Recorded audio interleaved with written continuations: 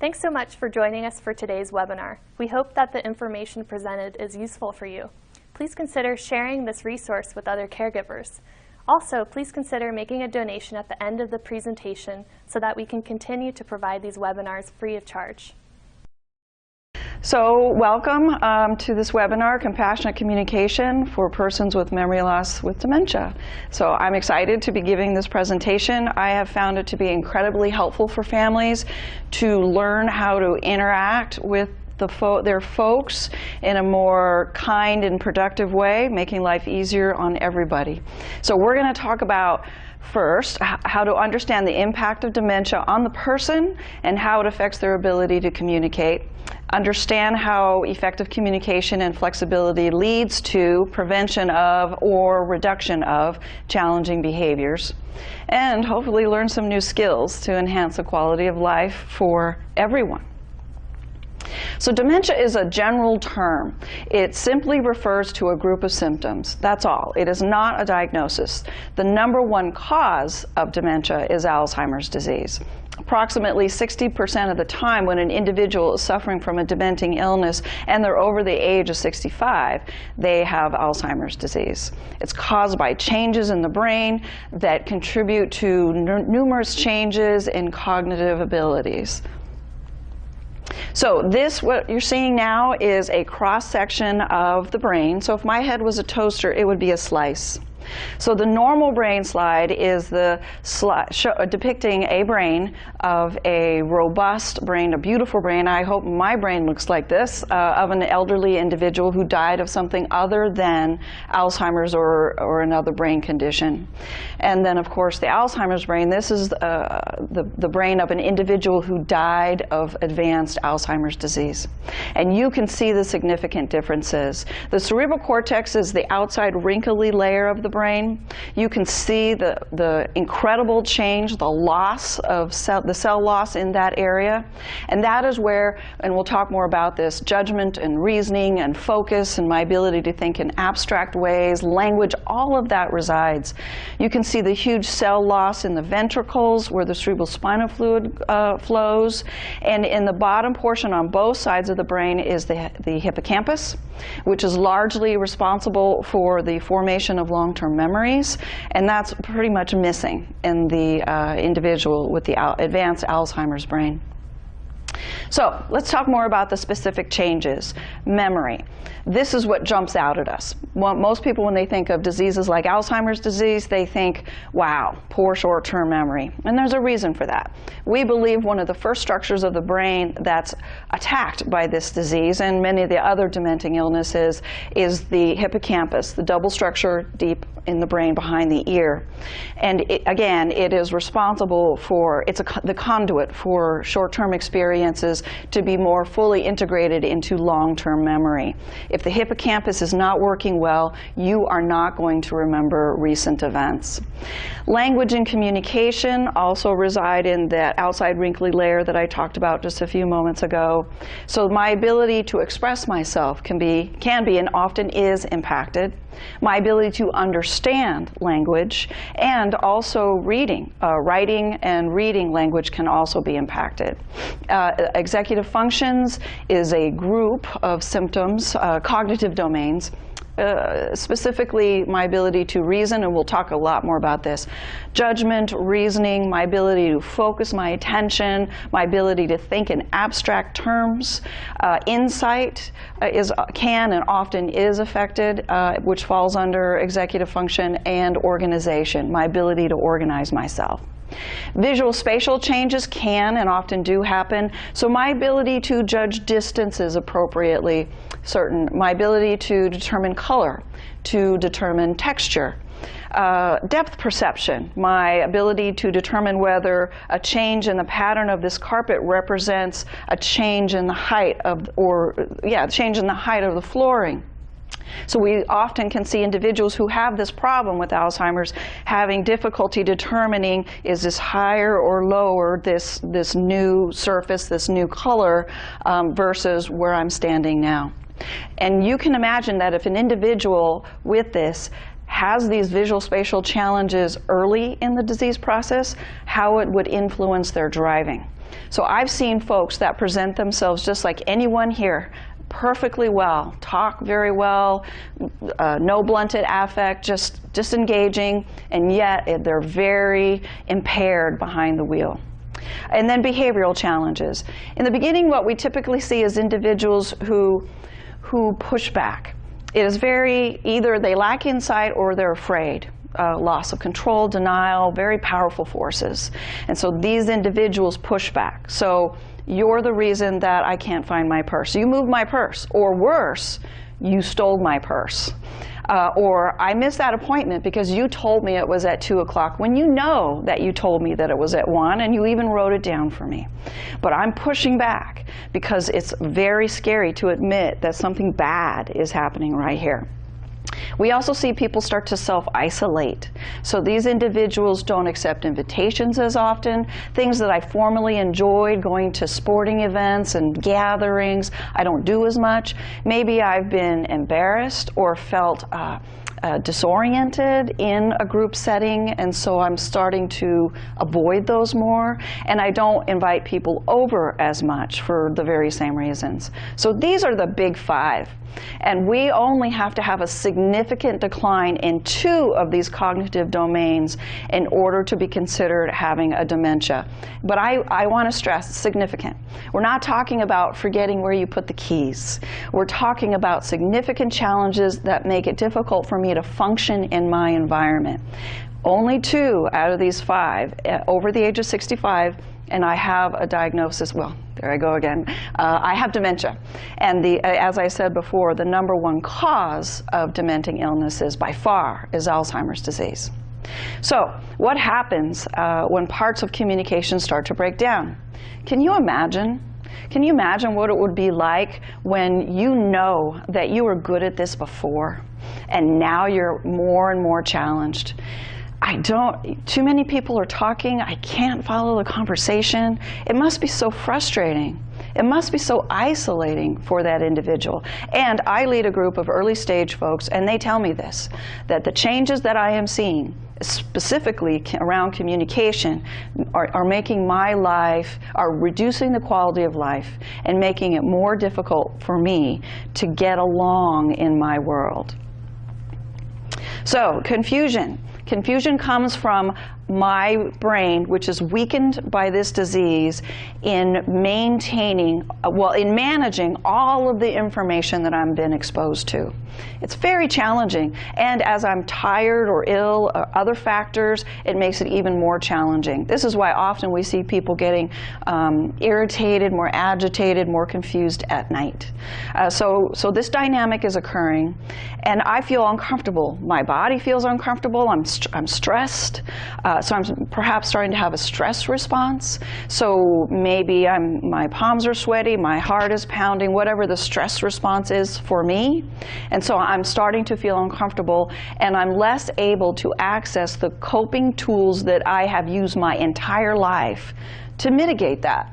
So if in a stressful situation, because we all have them, if before I would do positive self-talk, that's what I do. It's like, it's going to be okay, Alex, everything's going to be fine, not to worry. But now, because of the disease, I have less access to that. And so I'm less able to change the situation. I have underlying anxiety. I have less access to coping tools that have always worked for me. And my body is responding, but I'm not really quite sure why. Can you see how that might be the perfect storm of challenging behaviors? And quite honestly, I am surprised that our folks don't act out, have more trouble than they do because of this challenge, the group of challenges. So effective communication and flexibility in us can reduce problematic behaviors in our individuals with the disease. So for instance, if I say, Mary, gosh, I told you already 3 times that we're going at 5 o'clock. What's up, right? If I'm pushing you, and I should be aware that you have a condition that affects your memory, how does that make somebody feel? I mean, who here likes to be reminded that they forgot? Who here likes to be reminded that they're changing and the change is not feeling good?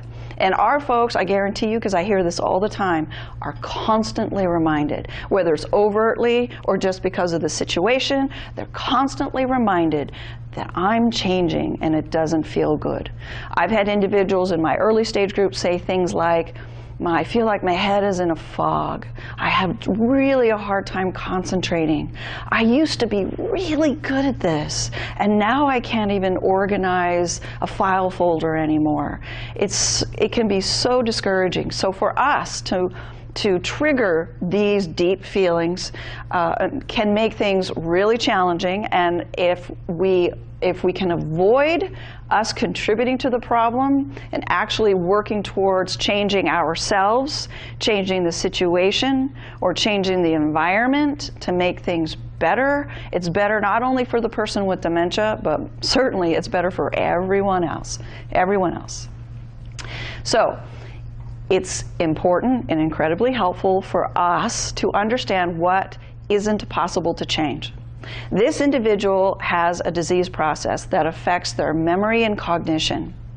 We shouldn't expect them to be able to learn new tasks and activities. Some learning definitely occurs, especially in early stage.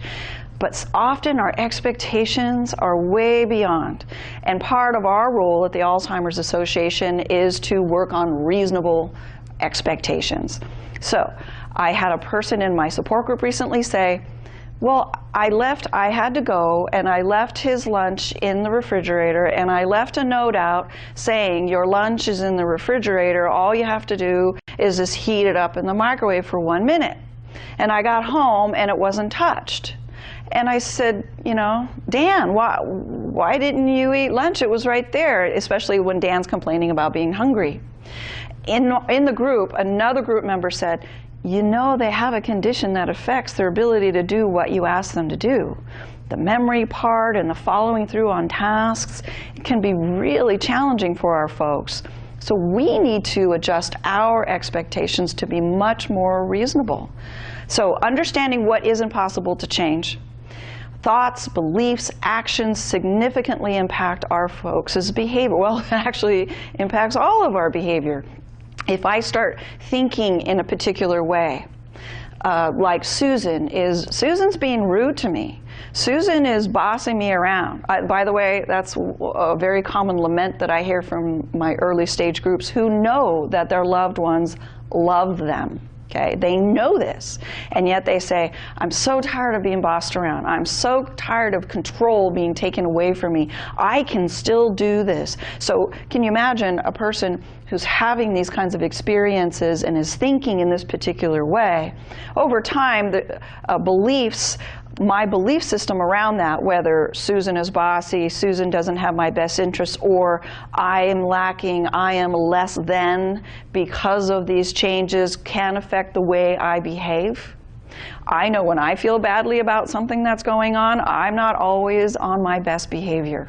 And certainly if there's other things going on, like if I'm not feeling well, if I'm hungry, if I have pain anywhere, anything along those lines, that just adds to the challenging behavior. All behavior has meaning. Sometimes because of the challenges around communication and reasoning, I am acting out because I am not getting a need met. And I don't know how to get that need met. Maybe I don't have the language, or I don't have the ability to problem solve as effectively anymore. How do I get a particular need met? I had a woman who was wondering when her son wasn't in sight, wondering where he was, and perseverating, walking around, where's George, where's George, where's George? Well, her need is to feel safe and secure, like somebody's watching out for her. So we talked to George about ways to do that and ways to expand the folks that she trusted and felt comfortable around, so it wasn't always him. So her need, which was to feel safe and to have someone watching out for her, could be met. And connecting overrides a task. I say this a lot to paid caregivers, but I also say it to family caregivers. So you know that you have a doctor's appointment, and you know that you got to get your loved one up and ready for the day, and some food in them, and their medications, and you got to get yourself ready, and you got to get them out the door and in the car. And wow, all that energy that I'm putting out there, all that rush, rush, rush, come on, come on, come on, that does not make things better. That, as a matter of fact, that often makes things even more challenging and requires even more time to get the task done. Sometimes it's okay just to say, all right, we'll take a bath tomorrow, or later, I'll try later on tonight. Or maybe I should schedule those doctor's appointments in the afternoon so I don't have to deal with this rushing in the morning. You know, it's okay. Maybe we should get up a little bit earlier, whatever it is. But they are very good at emotional connection. This disease does not affect emotional connection. Our folks can read our body language, our tone of voice, and our facial expressions probably better than us. So we need to be very careful about how we are presenting. I used to run an adult daycare center, and I remember one day I got in a fight with my son, and I was walking through the door, and you know how we do as professionals, right? I'm like, shake it off, Alex, shake it off, don't take this into work with you. And I thought I was like so good. So I walk in there, hi everybody, how are you? And this one very sharp woman, bad memory, but really sharp in a lot of ways, she looks at me, she goes, Alex, are you okay? And I thought, oh, well, I really pulled that one off. She obviously read in my gait, the way I held myself, something about me gave her those signals. Now, this is a person that if other people might think was less than because of her poor short-term memory, and actually she was terrific at reading the social cues, body language, all of those kinds of things. So connecting definitely overrides the task. Now, some of the benefits, and there are many, of communicating in a more effective way, a more compassionate way, is it fosters the self-esteem of the person with dementia because they're not constantly being reminded that you forgot, you can't do this, et cetera, et cetera. And it also helps us too. When things go well, I feel like a miracle worker. It's like, hey, you know, that worked out awesome, that everybody's happy and whatever it was that we were trying to accomplish got accomplished. Obviously reduces everybody's frustration. The person with dementia who's, I'm sure, and they tell me this, constantly frustrated because it's harder to do stuff, and they know it's harder to do stuff. And it's going to reduce my frustration.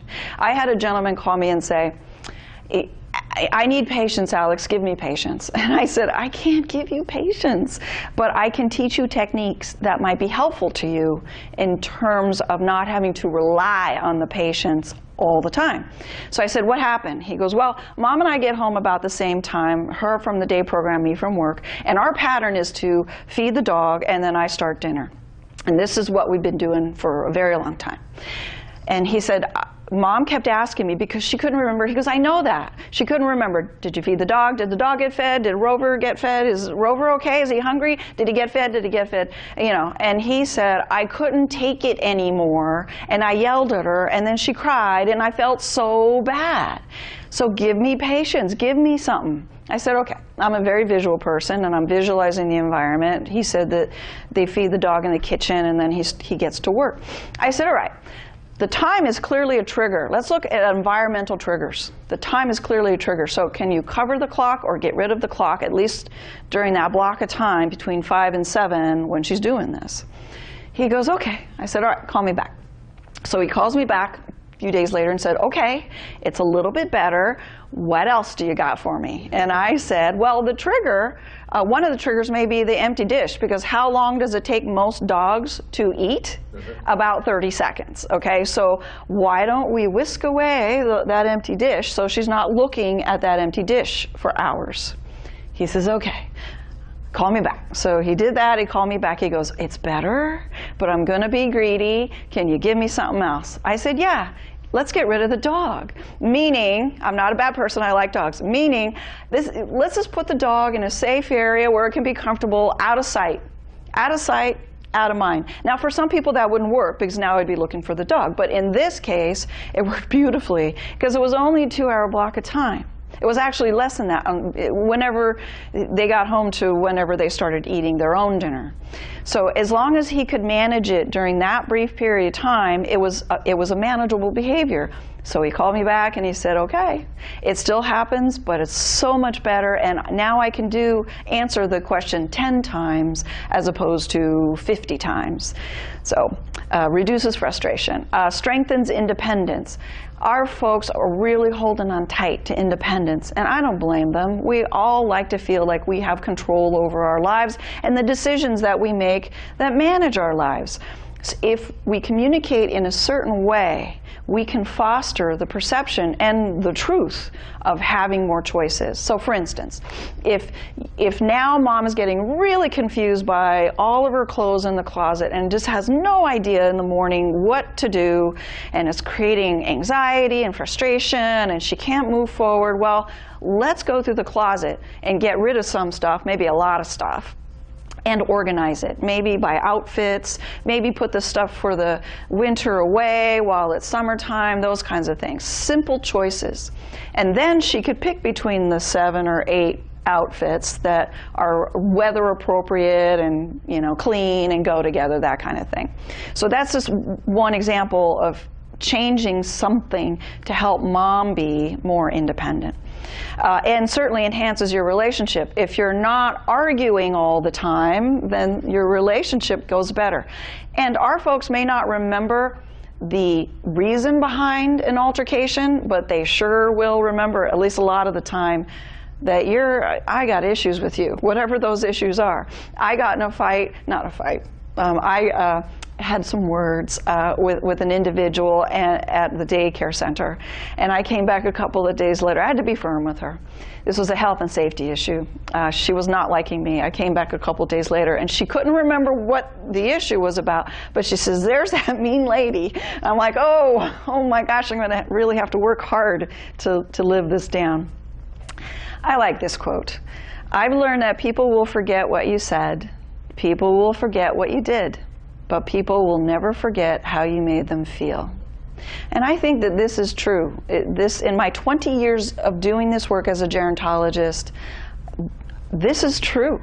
Our folks may not remember specifics, but they know that they're close to you, that you love them, that hopefully that you have their best interests at heart, and that you're connected to them. I don't think that ever goes away. When do we first establish relationships? When is the first connection to another human being? Birth, I would argue. I would argue birth. So, and what the science says is our folks typically lose the developmental skills in pretty much the same order as they attain them. So if connection is the first thing we did, it seems to reason that that's the last thing that we lose, and I have seen that played out over and over again. All right, so we've been talking about this. Major parts that determine the impact of communication. A lot of it, over half, is body language. The eye roll thing, and the tapping of the foot, and this, and you know, all of that conveys messages. When I teach caregiver classes, we have a Savvy Caregiver class, 6 weeks, and every time we meet, it's like, okay, we're gonna breathe, and what I want to feel, what I want to see out in the sea of faces is calm individuals, because that's what our folks pick up. If we're calm, if we're projecting calm, confidence, by the way, that goes a long way. If that person feels that they are safe and comfortable with you, wow, that's over half the battle. Tone of voice, certainly, right? And then the actual words, which we know starts to wane over time with our folks. Okay, so let's talk about specifics. So, be a good listener.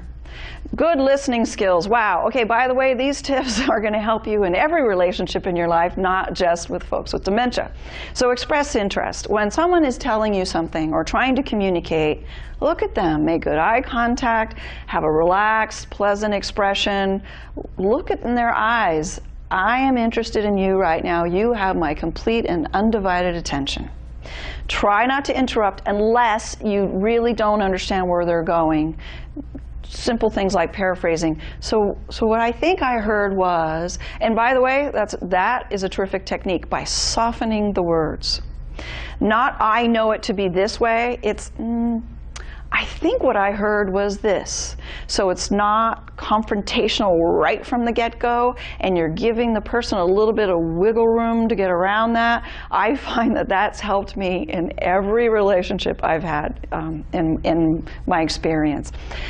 Focus on feelings, obviously. Read the body language, do all that we're supposed to do. If the person's not in a good place, we need to behave accordingly. If the person is in a good place, then we behave based on that. So we're watching, and we're watching how that person is presenting.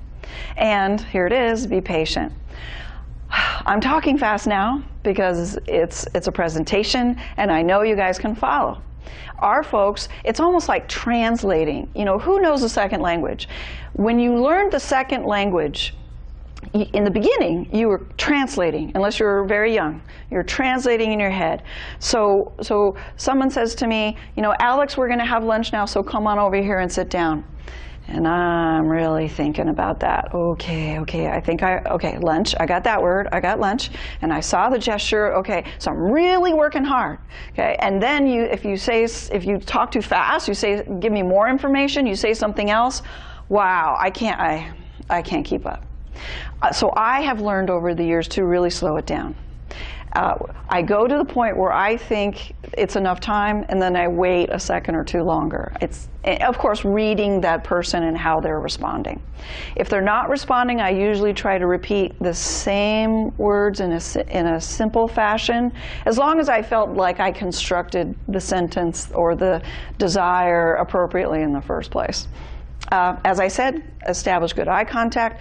Touch and gestures when appropriate. Okay, I'm a hugger, so I usually try to get some sort of visual or verbal permission that it's okay. Like if I throw up my arms and you throw out your arms to me, then that's permission.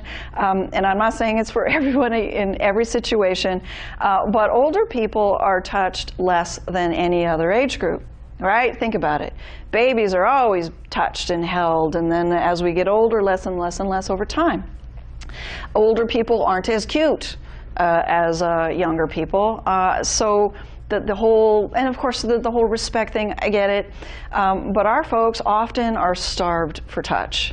And gosh, I rarely had a negative experience around a touch of the hand or the arm or even the shoulder. Usually that connection helps facilitate the communication, and as long as it's gentle, it's been my personal and professional experience that people respond to that I'm someone trustworthy, someone that has good intentions, and that's worth their time and attention. A calming voice is helpful, and again, the speed at which you speak makes a big difference. Be in plain view. Okay, so as a gerontologist, I can tell you that as we age, we lose some of our peripheral vision, just by virtue of aging. So in youth, if this was your perceptual range, as we age, it tightens up. And with diseases like Alzheimer's, it tightens up even more.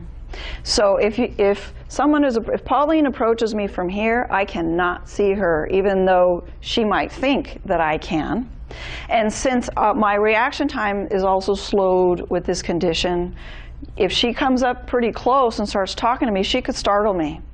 Now, if you're startled, is it a completely unreasonable response for me to kind of push away or maybe lash out verbally a little bit? Ah, you scared me, stop that. Okay, it's perfectly reasonable.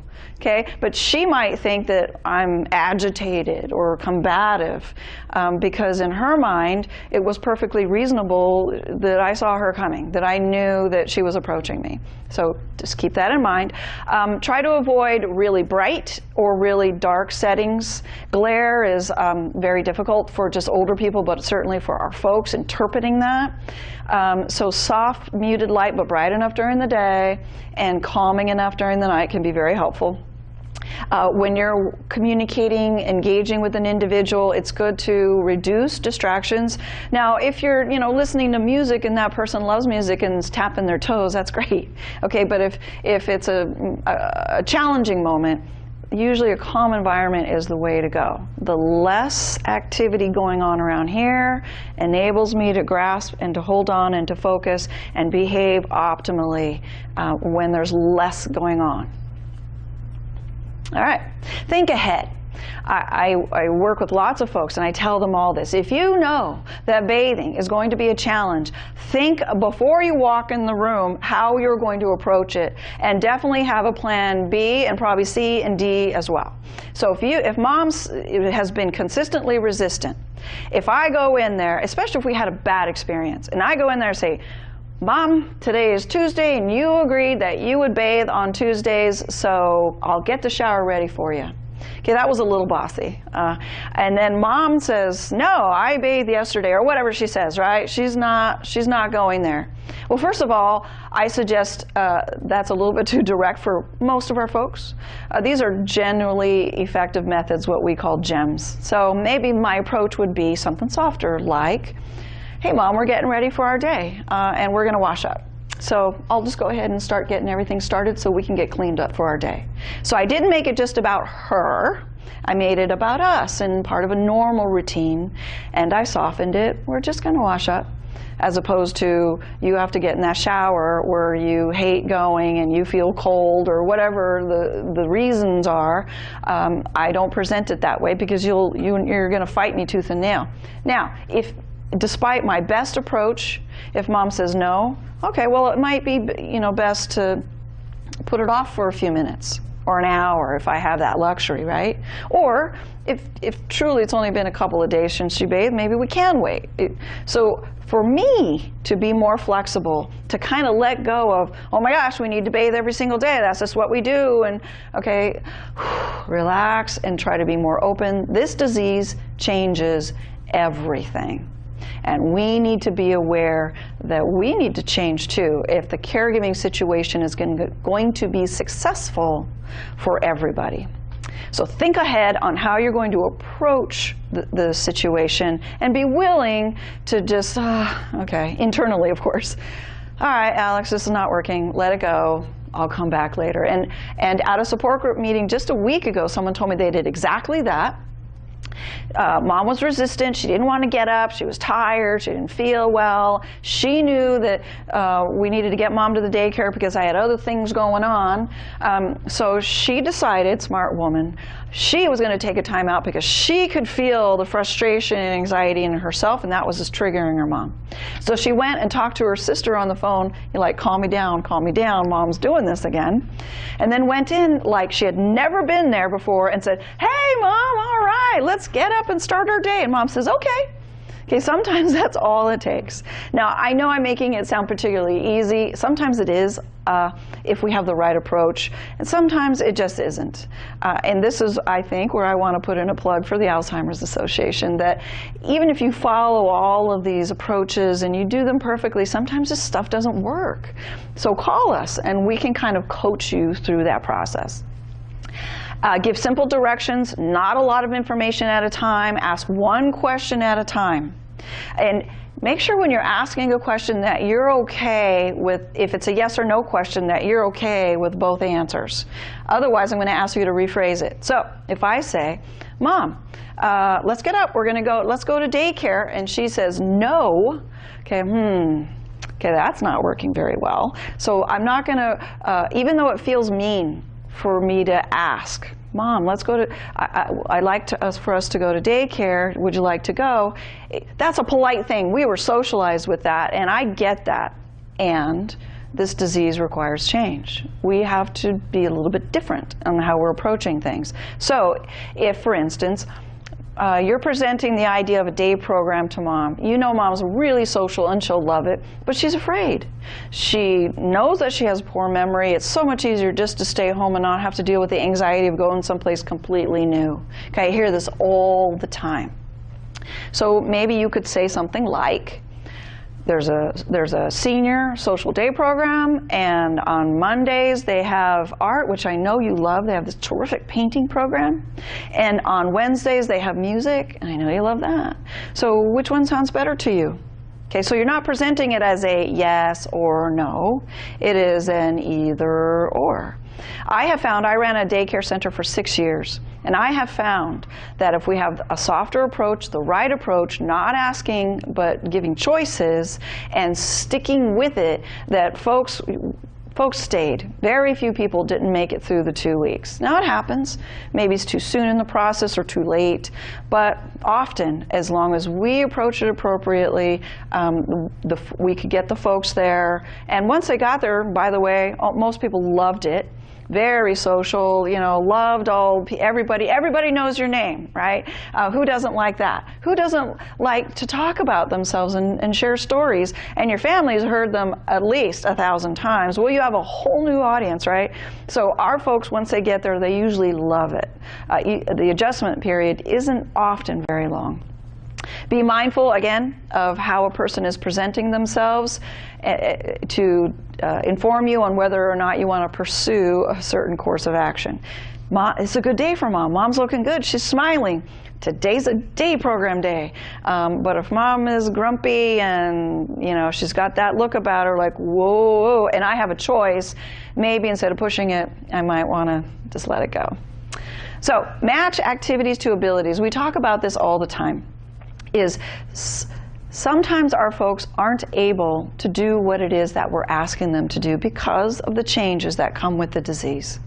So we have to adjust our ability to match the activity with their abilities. So story, an individual wanted to cook, always cooked, took great pride in cooking, but couldn't do it from start to finish anymore all by themselves.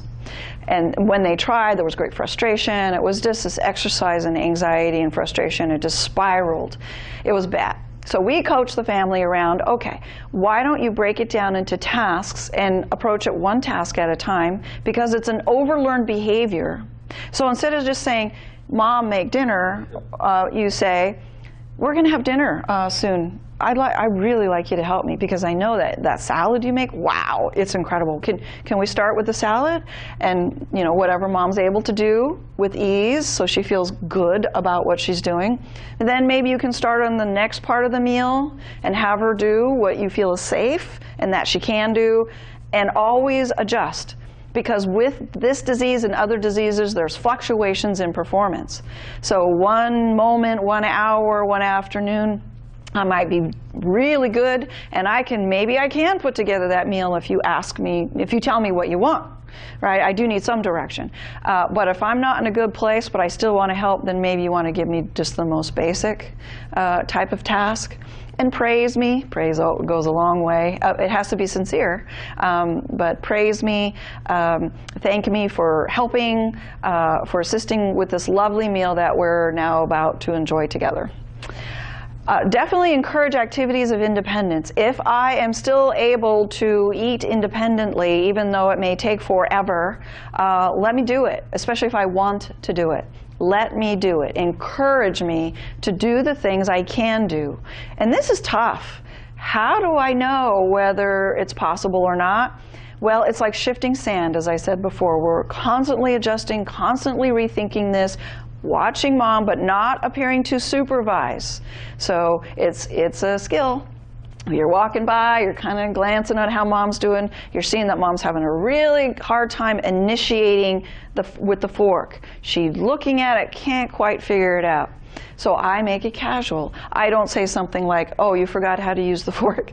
I would say something like, oh, Mom, oh my gosh, I forgot to give this to you. Here you go. And you know what? I want you to try this, please. And you put the fork in her hand, and maybe even you model the behavior. Okay? Maybe I sit down. Oops, I went ahead. Maybe I sit down and eat with her, because eating is social. And for me to want Mom to eat, but me bustling around doesn't work. I work with an Italian family recently, and that woman will not eat unless there's others sitting around eating with her. And that's okay. That's all right. Respond to feelings, not the words. So beg forgiveness. So what I used to do in the morning when a person couldn't make a decision, I would put it on myself. I would maybe, if I felt, well, let me give you an example. Harry attended my daycare program. And at first, he was able to make his own choice on what he wanted as a beverage in the morning. There was only, a few choices, and he could tell us. But after a while, he would perseverate. I could see almost the rocking. He'd start to get nervous. So then we gave him two choices, stuff that we knew he liked. Would you like coffee, or do you want orange juice this morning? Okay, that he could handle. Okay, but over time, he couldn't even handle that. But we knew his preferences, so we just brought it to him. And if he said, oh, I want coffee this morning, I was like, oh, silly me, okay. And I would just go and do it. I would never point out to him, well, yesterday you had a really hard time making that choice. It's like, oh, sorry, oops. Now, families say, oh, what is this big forgiveness thing? So, another story. A daughter needed to go into the house. Mom was the head of the household, okay? Dad was not the decision maker, Mom was, and Mom is the one who had dementia. She still wanted to do the shopping and the cooking, and the food was not as fresh as it should have been. She bought way too much. It would go bad. The daughter would come and clean the refrigerator, and that would cause a big fight between the daughter and the mom, and the dad dreaded the once-a-week daughter visit because it always turned into something ugly. So what we coached daughter to do is, when during some part of the visit, Dad would take Mom on a walk or out to lunch or something, make some excuse to get Mom out of the environment. She would do what she needed to do. It's a health and safety thing. She would clean out the food that shouldn't be consumed. And I told her, don't put it in the garbage can underneath the sink. And actually, don't even put it in your own garbage can. Put it in the neighbor's garbage can. Ask the neighbor if that's okay, and put it in the neighbor's garbage can. And then, well, she goes, no, Mom will know. Mom will know when I get back that the fridge, she's together enough. She'll know the fridge is half empty. And I said, this is what I want you to say. Because I knew by the interview that Mom was a nurturing mother, a wonderful mother, would do anything for her kids. So I said, this is what I want you to say. I want you to say, oh, Mom, while you guys were gone, I was just kind of straightening up a little bit, and I remembered I didn't eat lunch. I was hungry. So I ate something. Is that okay?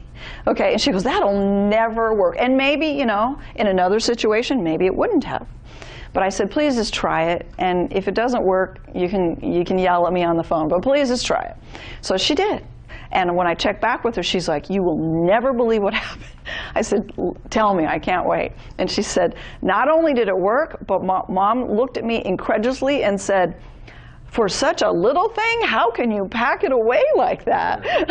It was wonderful, and that way it avoided the fight and it addressed the problem. So being able to beg forgiveness and work around that person's need for independence and making their own decisions, but also keeping them safe, is incredibly important. So let's go down to routines. Routines can be very helpful. Now, that doesn't mean that you can't go someplace and have fun, which is a little bit different than your routine. That's fine. You know your person better than anybody. So, however, routines really help.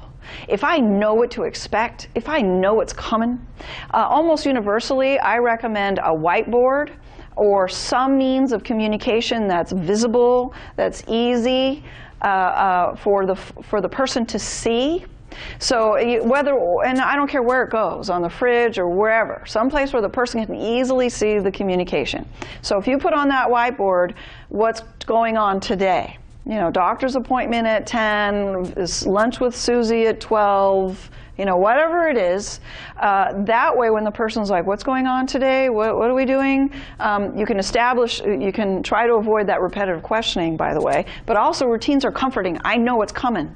So you point at the whiteboard, we're going to go, and you don't say, remember I told you we're going to the doctor's at 10 o'clock? No, don't say that. But you point at the whiteboard. This is what we're doing today, Mom. Now, maybe a day or two, depending on how it works. But I usually discourage great big monthly calendars. It's just too much. I've been working with a woman recently. The big monthly calendar worked for her for a long time, and then it didn't. And what she would do is she would perseverate. She'd look over and over and try to figure out what day it was, and she spent an enormous amount of time and emotional energy focusing on this calendar. So I went to the beg forgiveness. I told the daughter, and they have a great relationship, I told the daughter, that calendar's got to go. I want something else, something much easier, only shows a few days. I don't care what it is, a whiteboard or a paper count. I don't care what you put on there, but it's got to be way simpler. And, well, Mom will notice. Then you beg forgiveness. You just say, oh, silly me, I thought this would be simpler. And you might even offer to go back to the old calendar, but don't do it, because you know that it was really challenging for Mom to get around that. So you beg forgiveness. I'm sorry, Mom. Oops, I thought this would be better. I don't know what I was thinking. Beg forgiveness and then move forward. Make Mom's life easier. Now, I get a lot. I can't deceive my person. I'm just not wired that way. I get that. We're raised to be honest, caring, compassionate individuals. That's how we're raised. And yet this disease requires changes, as I'm sure you've been picking up from everything I've been telling you. So if I need to say something that's not quite the truth, the way I look at it is, if I can be truthful and kind at the same time, good. It's a win-win. I'm good. But if I can't, I'm going to be kind. So if my husband is asking for his mother, who died 10 years ago, I'm not going to say, sweetheart, as kindly as I could, sweetheart, your mom passed 10 years ago. Because for him, it might be brand new information. It might be so challenging and grief-stricken. It's okay to try it once, see how it goes. Some people say, oh yeah. But more than once, kind or truthful. I choose kindness. So saying something gentle like, yeah, we really should call your mom after lunch, hoping that the memory will serve us in this case. After our walk, why don't we give her a call? Or, oh, your mom called last week. I'm so sorry. Did I not tell you? She's doing great. And then distract, change the subject, try to move on from that. Save that person a whole lot of pain. So, last word, connection. What this means is I have a tendency to focus on the last thing said. So, if I want Mom to wear the red shirt, I might hold up and say, you want to wear the blue shirt or do you want to wear the red shirt, Mom? They're both pretty. Okay, oh, the red one, more than likely, oh, the red one. Other forms of communication, we've kind of talked about that, touch. Just a gentle touch, holding someone's hand, watching a TV show together, going on a walk, other ways to connect and communicate, and humor. Now, I don't mean mean-spirited humor, making fun of somebody because of their challenges. I mean kind of just going with it and laughing.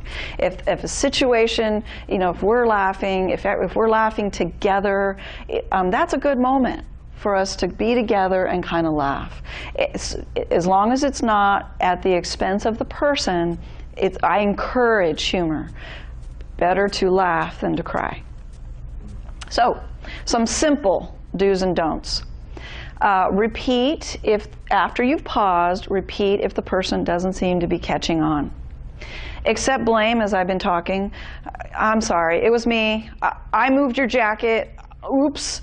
Or I took your clothes to the cleaner. I should have asked you. Okay, well, you took the clothes because they've been wearing them for a week straight and they needed to be laundered. Okay, but you're not going to say that. You're gonna, oh, oops, I should have cleared it with you. I won't do that again. If you're getting grief and you don't seem to be able to manage it, or it just seems to be escalating, it's okay for you to leave the room. Not leave completely, but to leave the immediate environment. Okay, I'll tell you a story. There was a gentleman who did not recognize his wife. Oddly, he recognized her clothes, but not his wife. So he said, who are you and why are you wearing my wife's clothes, and take off those clothes, right? And she was, whoa, this is not good. I'm not feeling in control here. So she wisely left. He was asking her to leave, so she left. She went out on the porch for about 10 minutes, calmed herself down, and then with a new attitude, new energy, went into the house, opened the door, said, hi, honey, I'm home. And he said, oh, thank goodness you're here because that last lady was so mean. Okay? So let's use the short-term memory to our favor. Let's give them a moment to calm down and ourselves so we can get our energy in a better place. Agree, as long as you're not agreeing to something bad. You stole my purse. Yeah, that was me. No, I don't want you to do that. But you took my purse. Oh, I know how it feels to not know where the purse is. I hate it. You know what? I think I saw it over here. Okay, but agreeing, like I said about the jacket, oh, it was me, so sorry. I took your jacket to the cleaners, or I put it in storage because it isn't winter anymore. Sorry. Also, if I think it's May when it's April, is it important to correct me? If I think it's a different year, if I call you by a different name, is it okay? Is it appropriate to correct me? There's a gentleman in my early stage group. He was having trouble. He has 2 daughters-in-laws, both very similar in appearance. And he got their names mixed up. And he just couldn't, so he was calling the one daughter-in-law the other daughter-in-law's name. The wife was savvy enough to know it doesn't matter. He knows that he's connected to us. It doesn't matter. Okay, but the daughter-in-law didn't know what to do with that. So at first she would correct, and the wife was, stop that, not necessary. And then she kind of giggled whenever he called her the different name, which made him feel kind of bad. So we need to work with that daughter-in-law a little bit, but let's just go with the flow. If it isn't a health or safety issue, let's just go with it. Use distractions whenever possible. By the way, if this ever happens to me, chocolate works really well. Okay, if you want me to stop a behavior or initiate a behavior, bribing me with chocolate will most certainly work. Whatever it is, let's go for, I know you like going outside, and remember the roses down the street? Let's go, right? And by the way, I did say remember, but I gave her the remember. I didn't say, do you remember what we saw last week when we went out on the walk? I said, remember those roses? Oh, wow. Again, it doesn't matter if she remembers. Okay, I gave her the information. It's okay to do that. Don't make people struggle for it. So when I go in to places, I say, hey, it's me, Alex. Oh, I'm so happy to see you again. Okay, I give it to them who I am. I don't make them guess. I have family members sometimes, and aides, paid aides, who go and say, do you know who I am? And do you know what day it is? And do you know, oh, don't do that. You're just reminding the person who, through no fault of theirs, can't remember that they didn't remember. So no testing. We don't do testing. So don't try to reason. Well, if you did it this way, then we would be better off because of da-da-da-da-da-da-da-da. That never works. When a person lacks reasoning ability, they lack reasoning ability. Don't do it. Certainly don't argue and confront. Pauline, the last time that you did this, it was a disaster. Oh my gosh, and you flooded the whole house, and there's just no way I'm letting you do it. Okay, it doesn't work. Don't do it. Figure out other ways of addressing a situation. Try not to remind. Remember your doctor's appointment's at 2. What time is my doctor's appointment? Ugh. You know, that's also ways of making people feel less than. As I said, don't question memory at all, but certainly not recent memory, and try not to take it personally. If the person is saying, I don't trust you, even though you're the most trusted person in their life, you're taking something from me, you're controlling me, I hate this, it's so hard. It's easy for me as a professional to say, don't take it personally. I know it's hard for you folks. And by the way, I am also a family member. My grandmother died of this disease, and that's how I got involved in the first place. When my grandmother couldn't remember who I was, it was devastating, but hopefully I was pretty good at keeping it inside. Try not to take what's happening personally. They can't help it. Our folks with dementia, certainly past first stage, are doing the very best that they can. All right. I love these scenarios. Okay, so scenario number 1, don't reason. What doctor's appointment? There's nothing wrong with me. This is what the person says. Please don't say, oh, you've been seeing the doctor every 3 months. It's written on the calendar, and I told you yesterday. Is that helpful? No. I had a gentleman tell me once, I'm orienting my wife. I'm like, no, please don't ever do that again, because she has poor short-term memory. Don't remind her that she forgot. Say, oh, it's just a regular checkup. It's no big deal. And if this is a good thing, we're going to go to that favorite pastry place afterwards. It's okay to bribe. It's all right. I give you permission.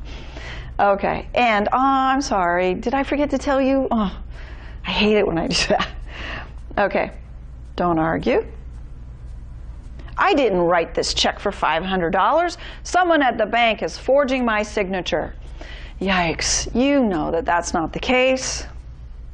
What? Don't be silly. The bank wouldn't be forging your signature. Okay, that is not helpful because I believe what I just said. At least I believe it as a plausible explanation. Say something like, wow, that's a scary feeling. And now it's got to practice it if you need to. It needs to look natural coming out of your person. Wow, that's scary. Well, you know what? I'll look into that for you. I got this. As long as you're in a trusted position, I got this. I'm going to look into this. And would you like to help me fold the towels? Or in my case, would you like some chocolate, Alex? Okay. Number 3, don't confront. Nobody's going to make decisions for me. You can go now and don't come back. I'm not going anywhere, and you can't remember long enough to make your own decisions. That's almost hard for me to say. It's painful because nothing good. When I consider, hopefully I take a second and consider, what are my goals? Is my goal to improve the situation, to make something good happen? Or is my goal, I don't know, to prove that I'm right somehow, or to orient her, or whatever the goal is? We talk about goals a lot when we do trainings. So, if my goal is to reduce the anxiety and the potential for disaster, I might say something like, I'm sorry, this is a tough one. I love you, and we're going to get through this. Reassurance goes a very, very long way. If you don't remember a lot from this presentation, please remember this. Presenting as a calm and capable individual who is devoted to you, looking at you saying, I'm with you, you are okay, we're going to figure this out together. And then, hey, you know what? Dawn has a new job. Or again, whatever the distraction, come in thinking, you know, if I need to distract, what's something that might be good? And by the way, if we stutter, that's often interpreted as a lie. Okay, I'm stuttering because I can't think of what to say to de-escalate the situation. But it might be interpreted by the other person as that I'm lying to them, and gosh, that never goes very well. Don't remind them that they forgot.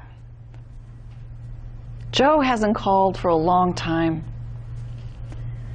Joe called yesterday, and you talked to him for 15 minutes. I want you to say something like, connecting to the emotion. You really like talking to Joe, don't you? You know what? When we get back from our walk, we'll call him. And try not to bash Joe if you can avoid it. Yeah, that Joe, he never calls. Don't question recent memory. Hello, Mary, I see you brought a friend with you. Don't please say, hi, Mom, you remember Eric, don't you? What did you do today? That's not terribly bad, but I mean, again, if my body language is all of, what? Eric's been here 10 times, Mom. What's up with that? Okay, no. You say, hi, Mom, you look wonderful. This is Eric. We work together. If I say you remember Eric in a kind and gentle way, you know, oh, this is Eric, the gentleman I work with. He's such a great guy. You know, that's okay. That's all right. Scenario number 6. Really tough. Don't take it personally. Who are you and where's my husband? What do you mean, who's your husband? I'm your husband. Try to go with it. He'll be home for dinner. Or he called a little while ago, he'll be here soon. Or some gentle remark, something that's reassuring. And then there comes the distraction. Something to eat, or walk, or move, or something to do. You know your person best. Nevertheless, I'm not eating this. I hate chicken. I know chicken's not your favorite food, but it's what we're having for dinner. Even though I said it kindly, that's probably not going to go over very well. I know chicken's not your favorite food. Nevertheless, I'd appreciate it if you'd eat just a little bit. Or something like, nevertheless, I tried a new recipe and I really value your opinion. Can you at least try it? Something gentle and soft. So, when dealing with challenging behaviors, these are solid techniques. What happened? What was the behavior? Where did that come from? On a scale of 1 to 10, how concerning is this particular behavior? Are they just refusing to brush their teeth tonight? Or are they walking out in the middle of the street because they want to go to the park across the street, and that is a very busy and dangerous street? So we need to prioritize and gauge what is it we're dealing with. Did something trigger the behavior? Okay, maybe something did. Maybe a television show they watched, something that slipped out of my mouth, something about the situation. I have an example. A person with dementia was really challenged around the taxes. Her and her husband were doing taxes. And she just kept looking at things and perseverating, and oh, that guy's a quack, that accountant, and this is wrong, and moving things all around and getting receipts, and driving herself crazy and her husband at the same time. So I said, okay, well, can we put the taxes away? Can we out of sight, out of mind kind of thing? Can we kind of move it? Because if the taxes are all over the dining room table and the dining room is someplace you're at, that's the trigger. So let's try to remove that trigger. And by the way, if you go down the street and you see those people with the Statue of Liberty thing waving, try to direct the attention in the other way. Change the channel if they start talking about it, whatever's going on. So what happened? Sometimes it's immediately before, sometimes it's really difficult to tell. And if anyone else is in the environment with you, ask them if they saw something that you didn't, or at a support group, or with us, talk to us. Maybe we can kind of brainstorm. Maybe she responded this way because of this. We're pretty good at that, of helping people to figure out what happened. And then how did you react? Were you angry? Were you frustrated? Did you just, I can't do this anymore? What was your reaction? And did your reaction make things better or worse? So, being a caregiver requires very creative individuals, and you guys are detectives. We need to, sometimes our folks just can't tell us what's going on, so we need to try to figure out. This is the basics, okay? Sudden behavioral change. Are they hungry, thirsty? Do they have to use the restroom? Are they hot or cold, not feeling well, in pain? Over-medicated? Is the environment too stimulating? We kind of go through this little checklist in our head. What is going on right now to account for the sudden change in behavior? And then what can we do about it in the moment? And then hopefully to prevent or reduce this from happening again. So I know it's easy for me to say and hard to do, but if we can remain calm, because they feed off of our energy. If we're anxious and upset, our folks have a tendency to be anxious and upset. We know how to mitigate those feelings, and they're more challenged in that area. Respond to feelings. So if, example, I had a woman named Ann in my adult daycare center. And she said, Alex, she liked me. Alex, I need to talk to you because my daughter said that she has to sell my home to pay for my care. And I don't know what to do. I'm so upset. Well, this is when I was younger.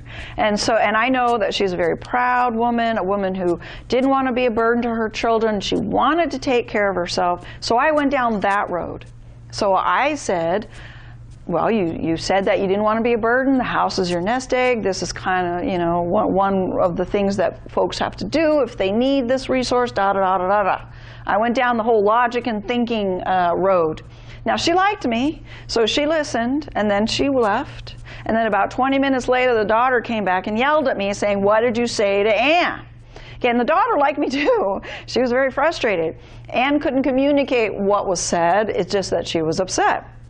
So I learned from that experience, and the next 2 days later, so Tuesday, Thursday, on Thursday, she comes up to me like we never spoke and says, oh, Alex, I'm so upset. My daughter said that she's selling my house to pay for my care, and I thought, oh, I'm not going to go down that other path. That didn't work. So I sat down with her, and I held her hand, and I looked in her eyes, and I said, tell me about your house. Where did you live? Did you raise your kids there? What was it like in your neighborhood? And she told me about how they had block parties and how their house was the fun house that the kids used to like to go over and play, and how her husband, they loved the garden that she created and the environment that she created, and her husband called it a little slice of heaven. This was like 15 years ago, and I still remember this conversation. Okay, so then she left. And I waited for the phone call from the daughter, which did not come. Okay, so I figured, all right, at least I didn't make things worse. The daughter approached me several months later and said, I don't know if you had anything to do with it, but Mom was much more accepting about the house having to be sold. And I said, I don't know either, but I'm glad that she's more accepting about this loss. She had a very real human need. Our folks are no different in that way. They have real, genuine human needs. In this case, it was around her grief and loss. And she just needed an opportunity to process that with somebody. And the second time, I figured it out. Reassurance, repetitive questioning, techniques to remember. I think what we're trying to say about that is when our individual is being repetitive, what are some good techniques that we can use, as we've discussed? Remove yourself from the environment if that seems like the best choice in that situation, and then just go back later. Again, with the whole new attitude. Hi, honey, I'm home. I had one gentleman after dinner, night times are hard, after dinner, his wife, very politely, would get up and scoot in the chair like she was in a restaurant and say, thank you so much, and I'm going to go home now. Now, at first he would say, whoa, we are home. What do you mean? But she was a little muddled in the evenings. Evenings were harder. So he learned. He called us. We coached him. So what he did, because it's California and the weather's so nice, is he would say, let me walk you home.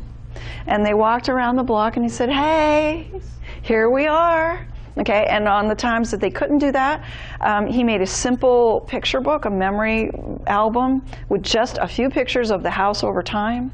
Oh, look at us when we bought the house, or the little saplings, and then over time, and our kids growing up, and look at that great big tree that we planted 30 or 40 years ago, to try to orient the person to where they are now. All right, so I'm going to take a few moments. Is that what I want to do? And go over these services? I forgot to ask about that. Okay, so I do want to share a little bit about what we do here at the Alzheimer's Association. So we have a 24/7 helpline. That helpline is available 24/7, all the time, holidays, weekends, evenings. And we pay people, professionals, to stay up, so you're not bothering us. If you're at your wit's end at 2 in the morning, or you're grieving over the losses, or you just need to ask a question, call us. That's why we're here. We want to help you. Care consultations. What we do is we connect with families and serve them on a deeper level when that's needed. So if a family is like, dad's refusing help, he insists on staying in his home, he's knocking on the neighbor's doors at 3 o'clock in the morning, he won't let anyone in but me, I don't know what to do. Okay, and those calls are not as rare as one might think. That's what we do, is we'll coach you through what's going on right now and guide you through the process over time. So family orientation and support, we have a program where we follow people if they so desire over time until the crisis is averted or until they're starting to feel more comfortable and in control of the situation. Support, education. Education is certainly what you're getting here. Activities for folks with mild memory loss.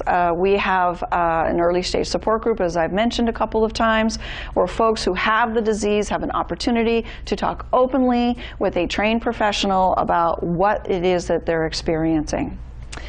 Regular caregiver support groups are all over the place. Medic Alert, Safe Return, that's a Good Samaritan, simple, low-tech way, a bracelet program that works. About 97% of the time, that's the last data I saw, when an individual has this, because we're all kind of trained to look for it. If someone is disoriented, can't find their way home, a Good Samaritan often will approach and say, can I help you? And it's automatic to look for the bracelet. I myself personally have been the Good Samaritan twice, just by chance. One time the gentleman was walking down a median in an expressway, not a good place to be. He did not have any ID, no bracelet, nothing, so I was challenged on what to do with him. Fortunately, I do this for a living, so I took him to the local daycare center, and they knew who he was. And the second time was a woman was in the middle of the afternoon in her night clothes, kind of standing on a residential street looking bewildered. I pulled over. You know, I could look nice. Hi, can I help you? And sure enough, she had the bracelet. I called the 800 number, and within 10 minutes, the husband was there, looking frantic and grateful at the same time. It works. Education support for families and professionals. Trial Match, which is a terrific program to connect people who are interested in participating in clinical trials with those trials. And not just folks with the disease, but healthy controls. So anyone can sign up for Trial Match. There's no obligation. They just tell you what's available, and you decide whether or not you want to pursue it. We have a terrific website, and I can say that because I had nothing to do with it. There's a lot of great information on there, all kinds of wonderful tools. By all means, spend a lot of time perusing that website. There's lots of good stuff up there. And public policy and advocacy. We notice trends. We notice things that are needed, holes in the system, and we do our best to try to address them. So that's what we do.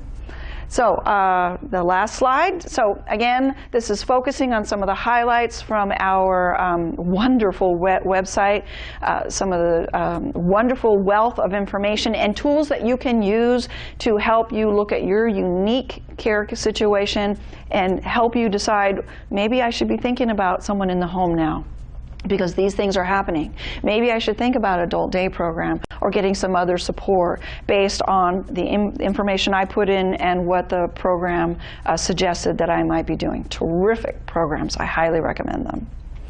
Thank you very much for your kind attention. Thank you very much. Thank you so much for joining us today for this informative webinar.